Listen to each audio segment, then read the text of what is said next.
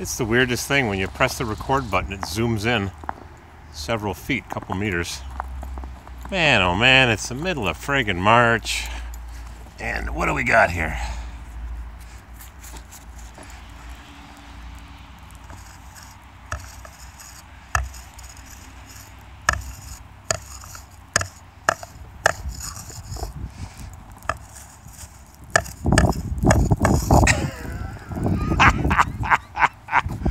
Okay.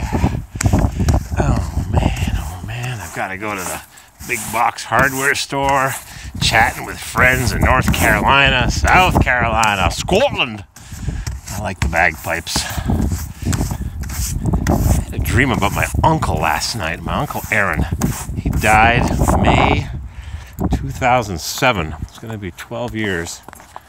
He was in rough shape. He'd fallen a couple times. He was in his mid-80s.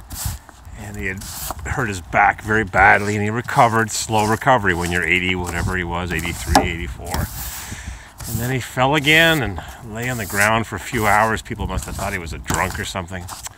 Oh, man. Anyways, I had a dream about him last night. He used to have a shoe store that he had to close probably 10 or so, 15 years before he passed away. Because he was on the ladder cleaning the pigeons or shooing the pigeons off of his big marquee sign and fell off the ladder, man, and broke his wrist, and it was just downhill from there. He recovered, and then anyways, I had a dream about him last night. Oh yeah, I dreamt that I was sitting in his shoe store, which I used to go to quite often as a kid, even though it was all the way across town, and we'd sit in the big shoe store. But I dreamt last night. Are you counting? You know the routine. 1010. I was sitting in the shoe store. It was a much, much bigger shoe store in the dream. Crank that baby up. And I dreamt that he was sending me to Israel, which I just came back from.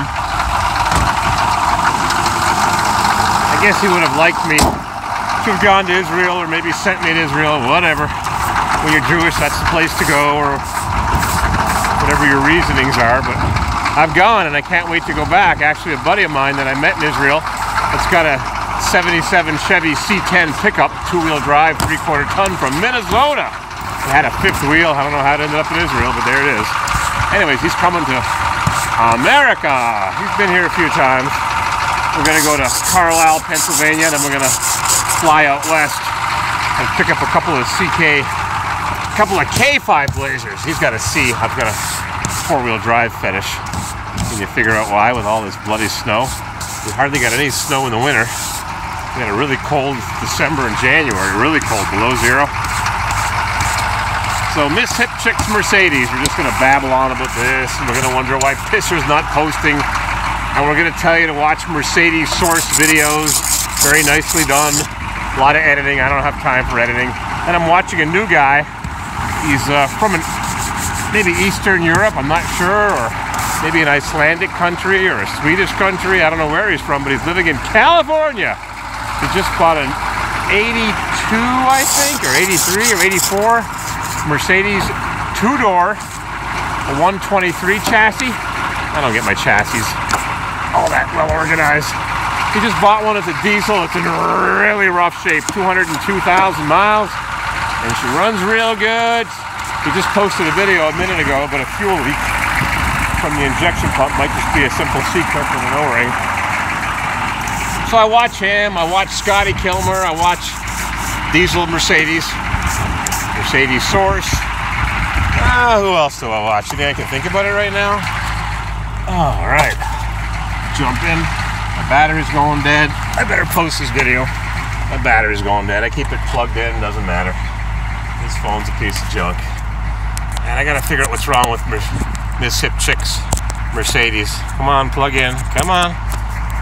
I ordered a brake light switch, and I'm gonna maybe order, rev it up to get the alternator to charge it. Maybe I'm gonna order an ABS sensor for the left front wheel. They're 50 bucks. Maybe Nick will get one at the pick apart for 5 bucks. Good old reliable Chevrolet. What's the most common failure on this Chevrolet.